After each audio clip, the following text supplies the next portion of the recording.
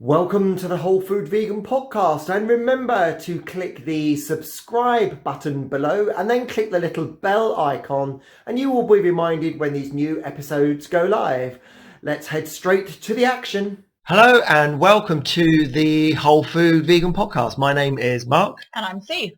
And this episode we are going to be looking at eating a healthier whole food vegan diet. Yeah. Really useful for people that have given a vegan diet a go for a while and want to make it healthier. And also, perhaps if you're thinking about trying some vegan meals in the week, or perhaps going vegan completely for January during Veganuary, also really useful. Yep. And if you've overindulged over Christmas, What do you mean if? like some people have, yes, it's very useful for you if you want to have a bit of a detox and just get back into the whole food element of it. It's so easy over Christmas just to overindulge because everyone's buying you nice things. So yeah, we're going to talk about that as well. Brilliant. So we are going to be looking at one of the things we're not going to be looking at is too much on nutrition, because we have done a whole episode on nutrition before. So if you want to find out more about nutrition on a vegan diet, then check out one of our previous podcasts. As ever, you can listen to those on Spotify, Google, Apple, wherever you get your podcasts, or visit govegan.online and you can see all of our previous podcasts there. Yeah, we want to make this kind of practical eating tips rather than sort of nutritional advice, because there's plenty of that around. We're really interested in the food, as always. So we're going to give you some examples of how to make standard dishes healthier. It's easy to get into the habit of eating processed food, but obviously we're focusing more on whole food diet. So yeah, for us, this is more important than buying stuff that's processed. So we're going to tell you a little bit about what to eat and a little bit about what to kind of avoid. But again, we're not here to tell you what to do. We're just giving you our experience and some advice from our history, really. Yeah. So at the moment, there's a lot of people who are interested in Veganuary, which is a fantastic movement, and it's really easy to get information on that. Just Google it online or whatever. Veganuary is a kind of national encouragement, I would say, to go vegan and give it a go, and that's something that a lot of people are doing just for the month of January, just to kind of have a bit of a detox. So you don't have to be vegan to do Veganuary, but obviously there is useful advice about how to do it on the website. And at the moment there is masses of information, but also there's lots of free incentives as well. So it's not too late to join Veganuary if you want to. They're giving away all sorts of recipe books. They're giving sort of nutritional guides, meal plans, all sorts of stuff. So have a look. And even if you go vegan for a couple of days a week, just give it a go. Give it a go and see how tasty, easy and nutritious it can be. So one of our favorites, I think actually, Sue, it was you that discovered him, is Dr. Gregor. And he wrote a book called How Not to Die, which is a fabulous book looking at various diseases of the body and then how to counteract the effects of these diseases and conditions with your diet. And he then went on to do a cookbook, the How Not to Die cookbook. And I think you were saying it's 10 different vegetables per day. Yeah, he's an advocate of a vegan diet, whether he is actually vegan before he started this research, but he is a doctor and he gives you some really practical advice. It's very simple, easy to understand. 10 fruit and vegetables a day, which is double what the sort of national guidelines are for the UK. And he also advocates eating a lot of beans and also flax seeds, because some of the big things as well. Yeah. So even if you just made those small changes, you introduce up to 10 vegetables a day in your diet, you drank loads of water as well, flaxseed and 2 portions of beans a day. If you're aiming for that, and don't forget beans includes tofu and stuff like that as well, that's a really good healthy start to the new year. What certainly one of a staple for me is burgers. I really like burgers, and burgers are a brilliant way of getting beans. And then I use flax seeds. If you take a tablespoon of flax seeds and 2 tablespoons of water, you get what they call a flaxseed egg, which it then thickens, and you can use that to hold the beans together. So if you could then put in some mashed parsnips, some mashed Swedes, some mashed any other vegetable mashed up into your burger, and then you've got vegetables, you've got your beans and flax seeds in a burger, and it's so quick and simple. You could make a run of them, stick them in the freezer, and you've got burgers in the freezer. So you've got fast food that's whole food as well. Yeah, and I think this is something that we've noticed over Christmas. Certainly a lot of the supermarkets have got into the vegan thing, and they're doing a lot of frozen sort of ready meals as well as a lot of chilled stuff as well. But obviously that's all processed to some degree, and we're trying to move away from that just because it has so much sugar and salt and additives in. So really that's one of the healthy things that you can again choose to do, is to go more down the whole food route. Even if you're only making from scratch a couple of meals a week, it gives you the confidence to try. It makes you learn about food and the way that vegan food works. So don't be overwhelmed, with this whole massive thing of, I've got to do it all myself every day. That's not always practical. And another resource to look up is Liz Cook. So just do a Google search for Dr. Gregor, and you'll find his book and his website, which is really useful.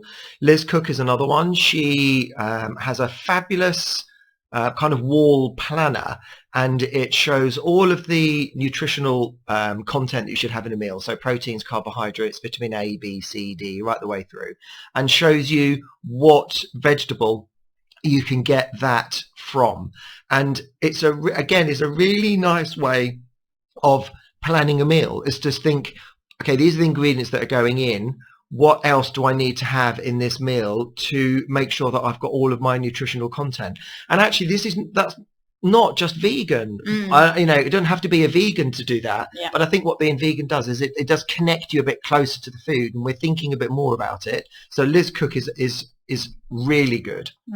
Yeah. And eating the rainbow, I think, eat the rainbow. Those 3 words are so useful and helpful. So when you look at your dish, look at what you're preparing. Are you eating a range of different coloured foods? And I think, again, Dr. Gregor goes back to saying the more brightly coloured your diet, the better it is for antioxidants and so forth. So things like cabbage, you can substitute ordinary cabbage, white cabbage, for red cabbage. You can substitute white onions for red onions, that kind of thing. So get into the idea of, eating lots of leafy greens as well, but using lots of colour in your diet, and that will just make it more diverse anyway. So we want to try and emphasize that it's not difficult. That's the thing. If you're giving Veganuary a go, good for you. Even if you're only doing it for the month of January, just see how you get on, but don't be overwhelmed by all the kind of nutritional stuff out there. We want to make this just practical stuff on how to get a healthy diet. Again, we're just steering away from a lot of processed food. One of the things we want to talk about is adapting food as well. So if you know that you like macaroni cheese and you're thinking, I can't have that as a vegan, go back and look at our recipes that we've got on the website for sweet potato sauce, which makes a brilliant macaroni cheese, and then you can just put in some nooch and other stuff. Nooch is nutritional yeast, if you don't know.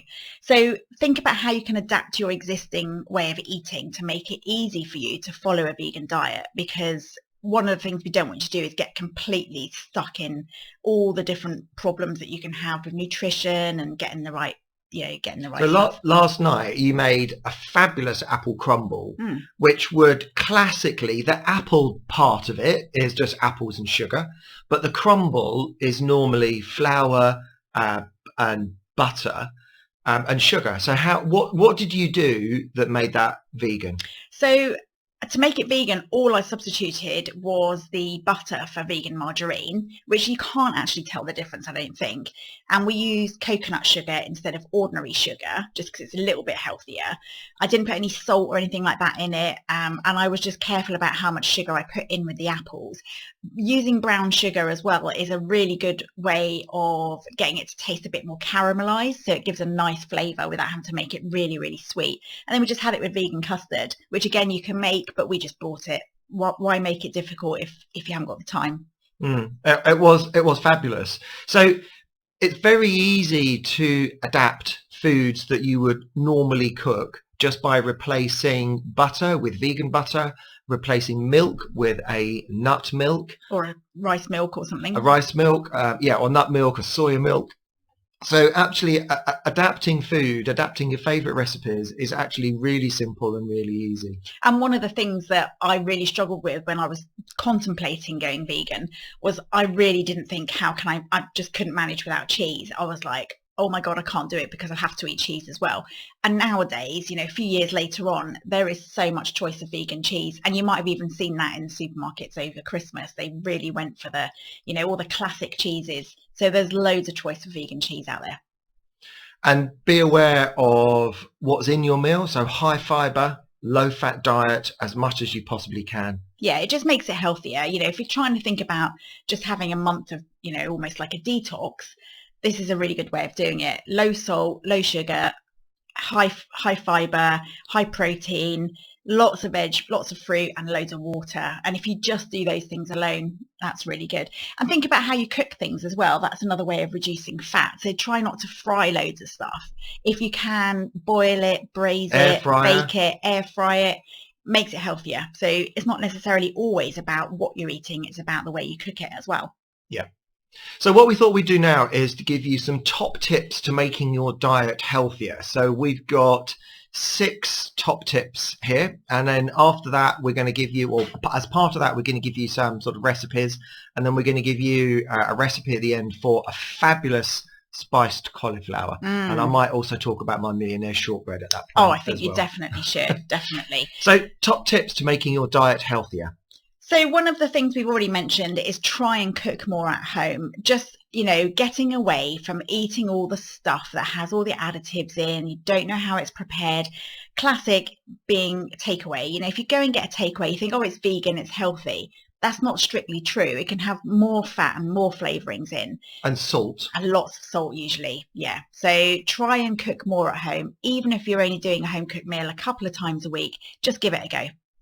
Yep. And as much fruit and veg as you can possibly get into the diet, which actually, when you go vegan, does become a whole lot easier. Yeah. Because your whole diet is made up of veg, particularly if you're using whole food veg rather than anything that's pre-processed and turned into something. So you use as much veg as you can. And as I was talking about with the burgers, you can turn parsnips, sweet potatoes, squash, all of that can be mashed with some beans and turned into a burger. And you've still got your fresh whole vegetables, but in a slightly different format. You don't just have to have boiled cabbage, boiled potatoes, boiled everything. No, we don't like that. Yeah. I think also try and get fruit in or veg into every meal. So for breakfast, you might have some sliced peaches on your porridge, or you might have a smoothie made with banana. Try every meal to get fruit and veg in there. It's not that difficult. Okay, the next one is get a load of staples into your food cupboard before you start to plan meals. There's nothing worse than thinking, oh yeah, I fancy that, but I haven't got the right thing for it. Having said that, you can substitute a lot of the time, but you need those essentials in your store cupboard. So things like, I don't know, coconut milk, tofu, cans of beans, passata, basic staple foods that you would probably already have anyway, but you're going to rely on them a lot more. Things like nooch, things like bouillon, all the little extras that make a meal better. Go and get your cupboard filled with those before you start. And things like sort of your carbohydrate and the sort of the filling up side of meals. So we will always have a couple of different types of pasta. So probably lasagna, spaghetti, some fusilli. We'll have couscous. We'll have arborio rice for making a risotto, a standard rice. We might have quinoa. We might have orzo, so tiny little bits of pasta. So having those different things in your store cupboard, you can create a massive variety of meals just with a few veg. So we might buy 8 to 10 different varieties of vegetables a week on the food market stall. We've got a really nice organic fresh veg stall near us in the market, and that's really all we buy. And then we'll make something from all of those using store cupboard staples. And we've both got a huge cupboard of spices and dried herbs. And again, different combinations of spices and dried herbs. You can get a massive variety of flavors. And we very often don't have to think in advance, what are we going to cook? We get the vegetables out, we lay them out on the side and we go, oh, what can we make with this? Or we could make some pie, because we've always got flour and butter in stock. Or you can just use frozen pastry if you can't. You could use frozen pastry, or we could make something with a pasta and a sauce. We could make something with quinoa, with couscous. So having those store cupboard staples really takes the stress off of thinking, oh no, what am I going to cook tonight? I've got to go and buy it, because you've got it. It sits in the cupboard. It stays fresh, keeps for ages, and you just top up each week with the fresh veg. And it's really not difficult. There are so many resources out there at the moment you can get for free. If you just go on places like Veganuary, they have loads of meals, really easy stuff. Get a good cookbook if you want to, if you're taking it seriously and you think you're going to continue with eating healthily. It's worth getting a couple of cookbooks just to build your confidence up, giving you ideas, different ways of cooking, watch TV programs, all that kind of stuff. There's loads of information out there. And the next tip is to think a bit more nutritionally about the meal as well. So low fat, high protein and high fibre. Yeah, it's basically standard government guidelines. Most people know that stuff anyway, so we won't spend too much time talking about that, other than just making healthy swaps. Just substitute high fibre versions or low fat versions where you can. And look at a meal, where is my fibre in this meal? Where is my carbohydrate in this meal? Where am I getting my vitamins from in this meal? Where is the fibre? Where is this in this particular meal? And if you feel, oh, hang on a minute, yeah, I'm a bit low on protein on this, then you can put in some tofu or some beans. Or mushrooms. Yep, perfect. Yep. Okay, this is a good one for those of us. Are you looking at me? Yeah. Who overeat because they've made such a nice meal, they can't put half of it in the freezer. So if you make a really nice meal and you think, oh, this is great, I've actually made too much, store it. Either eat it for lunch the next day, or if it's something you can make into soup, or put it in the freezer.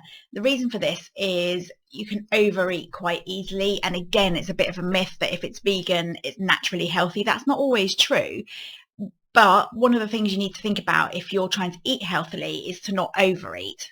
So if you've made a double portion and there's only one of you, that's a great way of getting your meal ready for the next day.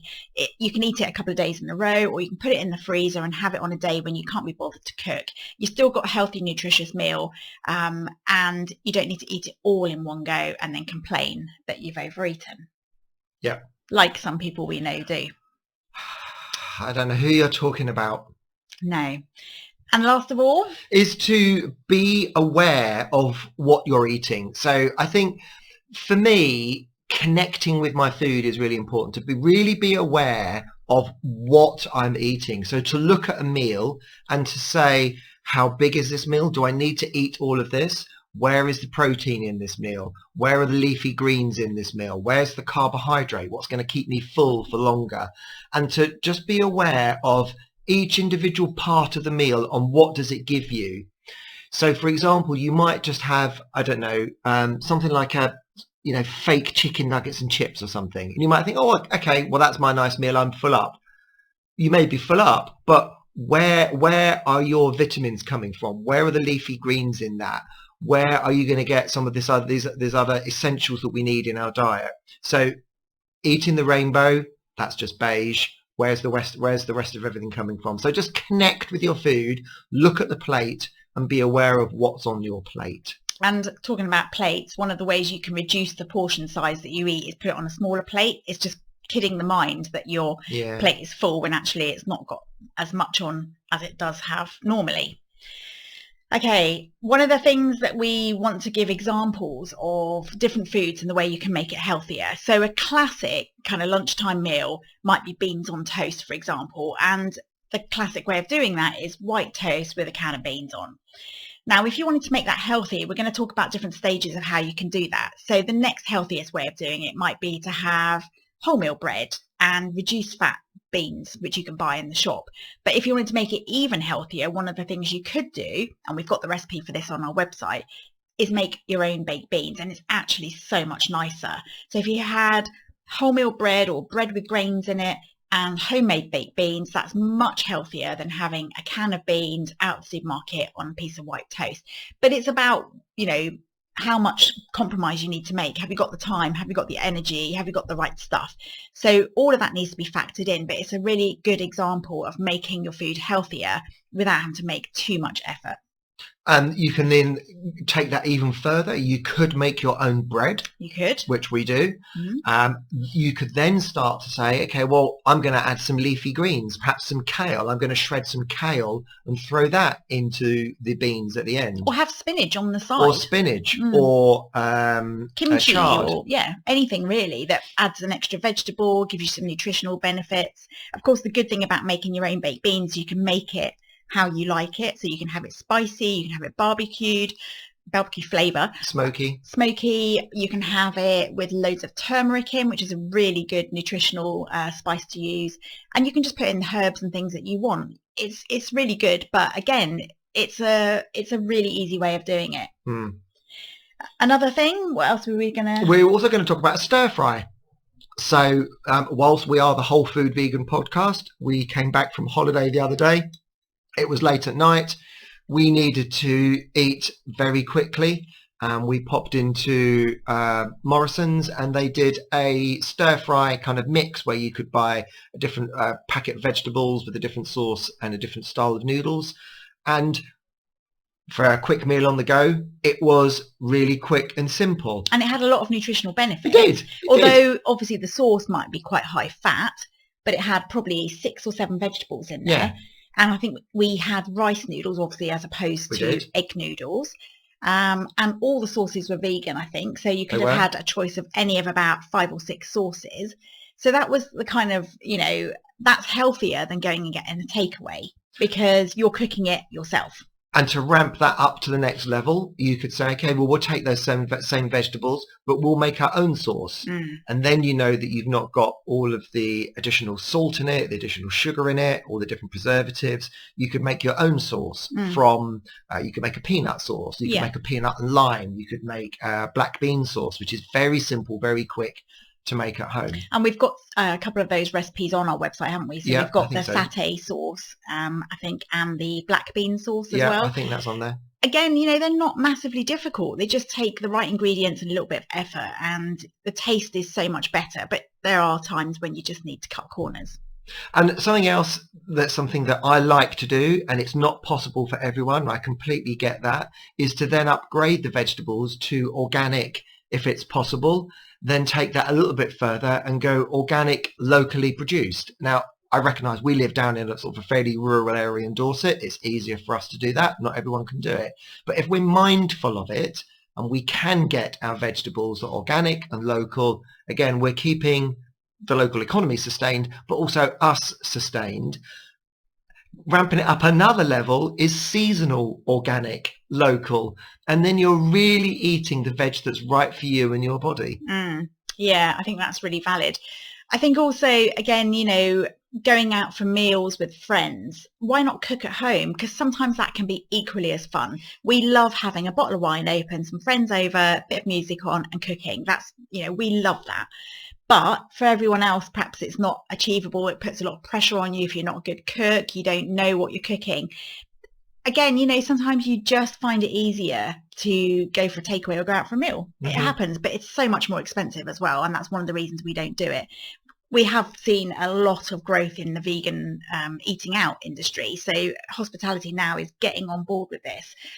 Christmas, a great example. You used to have to even ask for a vegetarian option, whereas now it seems that you can go to a restaurant and almost expect a vegan menu, which is amazing. So now we're going to give you 2 recipes or talk briefly about 2 different dishes. One is a spiced cauliflower dish and another one is millionaire's shortbread. So the spiced cauliflower, I think it was over Christmas, and I think we were collapsed in front of the TV after too much Christmas dinner, red wine and chocolates, and we were watching Gok Wan, I think it was. And if I can find his recipe online, I'll put a link to it. But it's very simple. In essence, all you do is you get a cauliflower, you put it in a saucepan with some boiling water, and you basically parboil it for whole, this is whole, for, 10 minutes or so. take it out of the oven, take it out of the saucepan, put it into a dish with some oil in. But while you're cooking the cauliflower, what you do is you make up a special oil. Yeah, so it's far more oil than you would think. So on the healthy front, this is particularly quite a lot of fat in it. But, you know, sometimes those meals are okay. It's absolutely fine to have those meals occasionally, as long as you're not having them every day. So far more oil than you would think. So you heat the oil in a pan and then add spices to the oil. And again, go a little bit overboard on what you think you would normally add.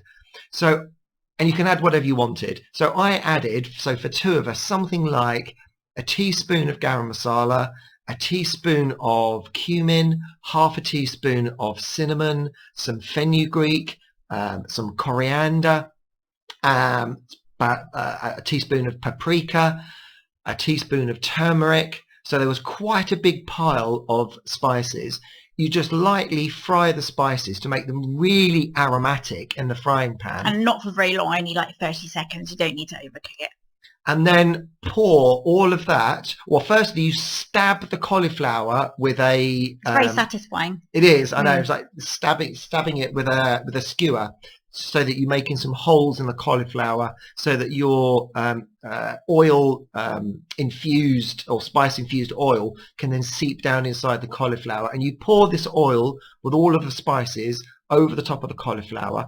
Whack it in the oven, and I think I did it about 180 degrees. I actually did mine in the air fryer for about half an hour. Yeah, and the thing with cauliflower, if you're not a big fan of cauliflower, try it baked like that, because it is completely different. The flavour is much nuttier, and we really like baked cauliflower, don't we? We do. Yeah, so you don't have to just have it as cauliflower cheese or on the side of a roast dinner. You can actually bake it in the oven. It's really nice. And what happens with this oil mixture on top of it is it all seeps in, like you say, but it goes a little bit crispy on the outside. It was incredible. It was amazing. And this is a classic example of how we cook. We also had a few bits and pieces to use up that were left over. Half a tin of beans, black beans, I think they were, a little bit of tofu, and we'd got a load of fresh coriander. So all we did is fried half an onion in the saucepan. You could air fry that if you wanted to. We then added a little bit of, I think, salt and pepper. And then we stirred in the couscous grains. Yeah. Stirred them around a bit just to absorb the oil and the flavour. Then we poured in a little bit of bouillon. Added some black beans and some tofu that was chopped up, and then we just let it all simmer and heat through for a few minutes, and then stirred in all the coriander. We just had that on the side. So that meal had cauliflower, onion, black beans, tofu, and that was really healthy. There's only 4 veg in that, but still really good. It was really nice, really good. And again, it was that looking at the meal. So the cauliflower was the main part of the meal. We could have just had pasta or rice or something, but we looked at it and said, no, actually, where's the protein in this meal? And there we got black beans and tofu. And also we're just using up stuff that wouldn't actually make a meal on its own. So it was quite good to just have a few bits and pieces that we needed to use up. I think also there was something else I was going to say. What was it? I just had a complete blank. It'll come back to me. So the other thing we're going to talk about is Millionaire's shortbread. Oh, yeah. So I bought some evaporated milk. Vegan evaporated milk. And on the side of that is a recipe for Millionaire's shortbread. And I have to say, it was incredible. And to make the shortbread, again, I just substituted regular butter for vegan butter. To make the caramel that went in the middle was a substitute for regular butter for vegan butter. The chocolate, generally speaking, a general rule of thumb, if you go for 70% or above cocoa in the chocolate, it will be vegan.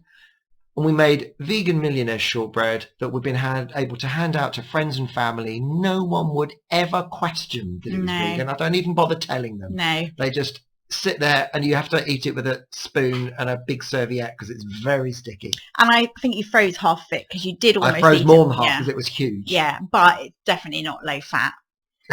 Definitely not. No, I wouldn't say it's a meal. Yeah, well, it is a meal, but I wouldn't eat it as a meal because it was incredibly high fat, just small portions of it. Yeah. But it is incredible. So you can make such tasty food vegan really simply, really easily. So we've given you examples there of beans on toast, stir fry, an amazing spiced cauliflower, and millionaire's shortbread. But All the shortbread simple. isn't healthy, really. But it is vegan. This is the point I was going to make. It's come back to me now. You know, it doesn't hurt to have treats. Okay, you can have treats that are not unhealthy. It's just how much you eat them. So one of the things I'm really passionate about is educating people that there's no such thing as bad food. People say, oh, you can't have that, it's bad for you. People say, oh, that's awful, you can't eat that, it's really terrible, it'll make you fat. That's wrong. Every food has nutritional benefits, and every food that you can get is all good for you. It's just how much you eat it and how often. So I really want to make that point. It's okay to have treats, just don't have them every day, all day. That's the problem. And that's freezing this millionaire shortbread means that it's not sitting there looking at me, calling me the whole time. It'll sit in the freezer, and we can get, you know, a couple of blocks out every now and then, and enjoy a treat. Give yourself a break. Yeah, don't go too crazy if you can't do it as well as you want to. It's all practice and it's all confidence. So just give it a go, see how it goes. Brilliant. So if you follow the advice that we've given in this and follow some of our tips, you should find it much easier to have a much healthier vegan diet, whether you're new, whether you're an existing vegan. And we would love to know what you think in the comments. So do visit the podcast, govegan.online, where you can comment on each of the individual episodes. And follow us on Instagram as well, because you're live on Instagram at the moment. Correct. So you can always ask us a question or ask for advice on something. Not that we're experts, but just our experience. We love food. That's it. We like drink as well. And we've had too much of that over the last few weeks. Have.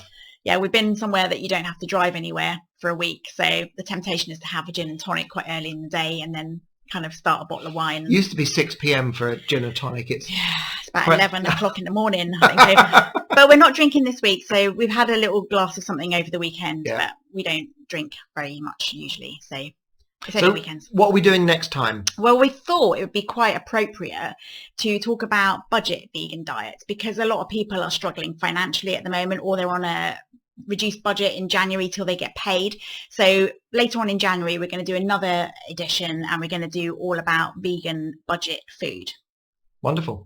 So we will see you next time, likely to be in a couple of weeks. So that will be